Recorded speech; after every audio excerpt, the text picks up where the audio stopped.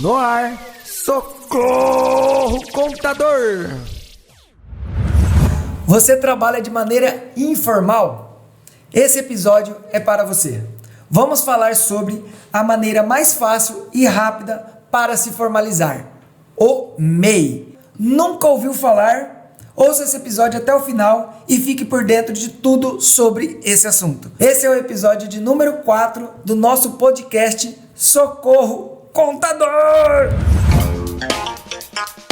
Eu sou Anderson Felício, diretor da Felício Contabilidade. Eu sou a Patrícia Miorance, gerente administrativa da Felício Contabilidade. E eu sou Grazi Campos, jornalista e mediadora deste podcast. Não desconecte, o Socorro Contador está só começando.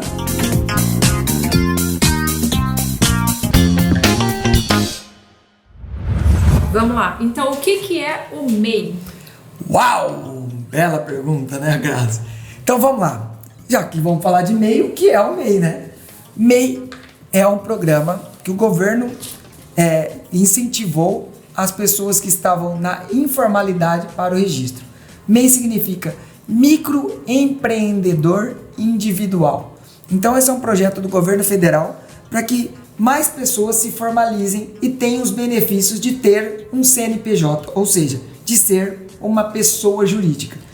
Lembrando, Anderson, que o MEI foi criado pela Lei Complementar 128 de 2008 e teve a vigência a partir de 1 de julho de 2009.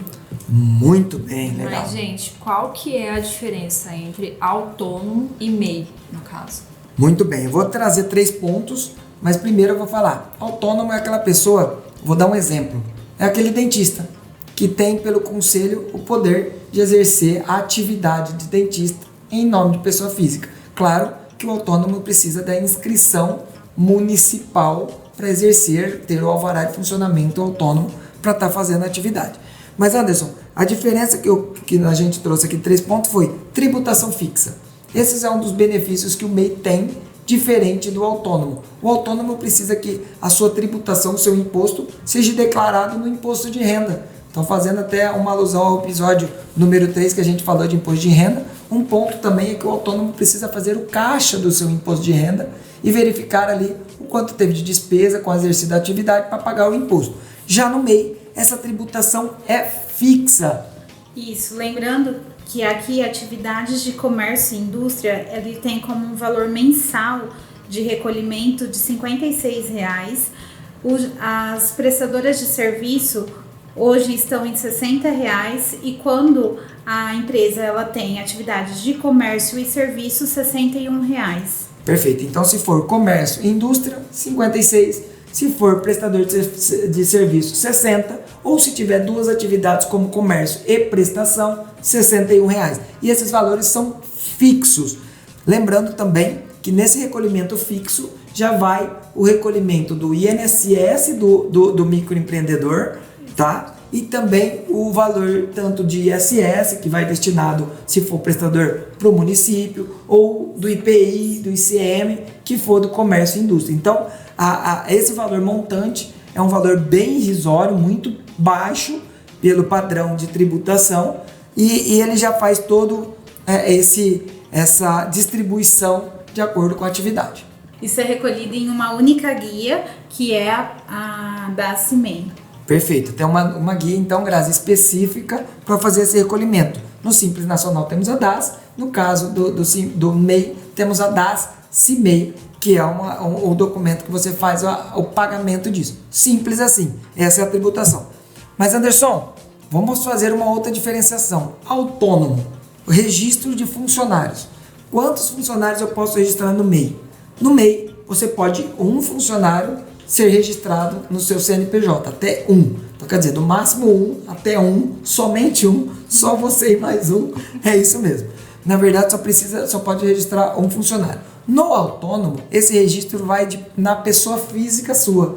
Como que você é autônomo, vai ser registrado na sua pessoa física. Você pode registrar mais do que um, claro, mas a tributação dela é muito maior, como o INSS, que você tem que recolher a parte patronal. Perfeito? E aí um ponto muito importante, Anderson, mas atividades permitidas. Quais são essas atividades permitidas? Hoje temos mais de 400 atividades que estão permitidas, acho que já passa de 450 atividades permitidas, mas vai de muita importância que você procure um especialista, no caso um contador. Anderson, mas eu posso abrir o meu MEI sem ter um contador? Pode. A gente verifica também que o contador não pode cobrar nenhum custo, conforme a legislação fala, do processo de abertura. Ele pode só cobrar questões, não pode cobrar honorários, só questões de custos mesmo que ele gastou, de papel, algo do tipo, que seja provado. Isso tem um acordo com os contadores, com o projeto, para que isso seja viável.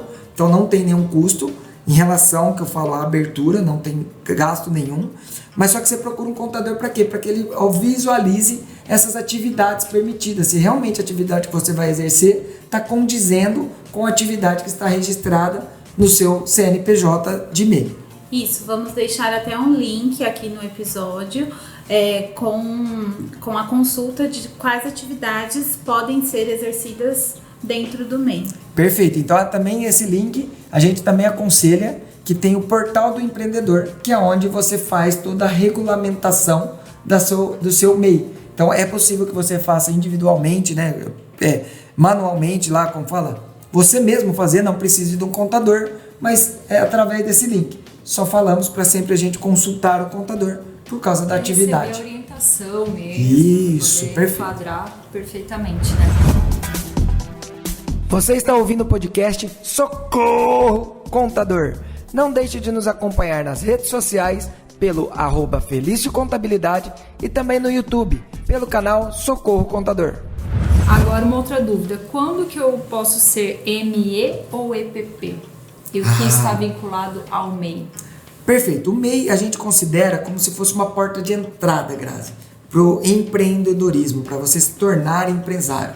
Então o MEI tem um faturamento limitado de R$81 mil anual, ou seja, R$ 6.750 mensais. Então se você passar disso, você tem que fazer o desenquadramento do MEI e se tornar aí sim microempreendedor ou empresário de pequeno porte, que seríamos dentro do Simples Nacional. Então seria aí um regime tributável, normal, pagando sobre a venda. Anderson, mas só que essa declaração de MEI, como que eu faço isso? Se acontecer dentro do ano, se esse estouro seu acontecer dentro do ano, mas só que for menor do que 20%, você está sendo desenquadrado do MEI, só que esse desenquadramento se dará em janeiro do ano seguinte. Se acaso o seu rendimento for 20% maior do que esses 81 mil, então 20% a mais do que 81 mil, você também será desenquadrado, só que isso será retroativo. Então será retroagindo desde janeiro. E aí você vai pagar a diferença como se fosse uma empresa Simples Nacional e terá que recolher, pedir a restituição do que pagou do MEI e fazer o pagamento como se fosse uma empresa Simples Nacional. Então cuidado com o seu faturamento sobre esse estouro. Procure umas orientações contábeis de um contador de novo, para que você consiga entender esse estouro e visualizar isso como uma despesa, o que você vai fazer nesse momento que acontecer. Tá. Bom, com relação a INSS, Anderson, quem é MEI pode contribuir mais de um salário? Grazi, pelo MEI, não. Teoricamente, o recolhimento é sempre sobre um salário mínimo. Mas você pode recolher mais INSS para melhorar a sua aposentadoria através do carnê. Basta você fazer ali o seu carnê e recolher a diferença ou complementar através do carnê. E, Grazi, uma informação importante é que todo MEI tem que declarar, tem que fazer a sua declaração dessa pessoa jurídica. Chamamos da declaração do MEI. Ela tem prazo até 31 de maio. Até maio, todos os empresários do MEI têm que prestar contas para a Receita Federal e informar ali a sua declaração do MEI. Lembrando também, quem for fazer a declaração de imposto de renda pessoa física, é possível você declarar os rendimentos que você teve do MEI na sua declaração de pessoa física. Temos alguns limites de isenção e temos alguns limites que vão para ser tributáveis. Então também esse é um ponto bem importante. Procure o seu contador para ele verificar qual o limite de isenção por atividade e qual o limite que você declarou que será tributável. Anderson, mas uma questão que muitas pessoas vêm, né, com dúvidas é se eu tenho um MEI, eu sou obrigada a fazer a emissão de documentos fiscais?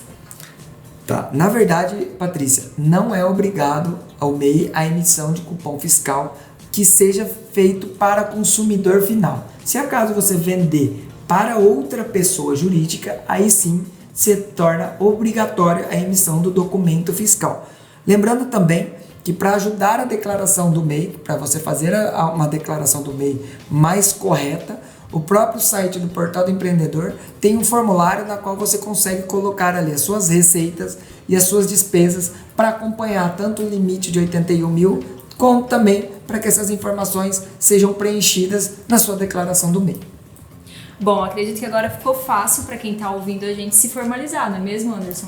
Sim, perfeito. Na verdade, esse é um start para o empreendedorismo. É uma porta de entrada, como eu disse, para que você vire um verdadeiro empresário, para que você também usufrua dos benefícios de ter uma pessoa jurídica, de ser uma pessoa jurídica, e também faça tudo dentro da legalidade, que você consiga ter ali aquele amparo jurídico para estar fazendo tudo dentro da legalidade e que sua empresa, vamos falar que o MEI é como se fosse uma startup, né? Que você aprenda ali naquela startup ser um empresário e aí sim consiga pegar voos mais altos e aí a sua tributação vai subindo, empreendendo, e é isso que é um empreendedorismo tão fantástico.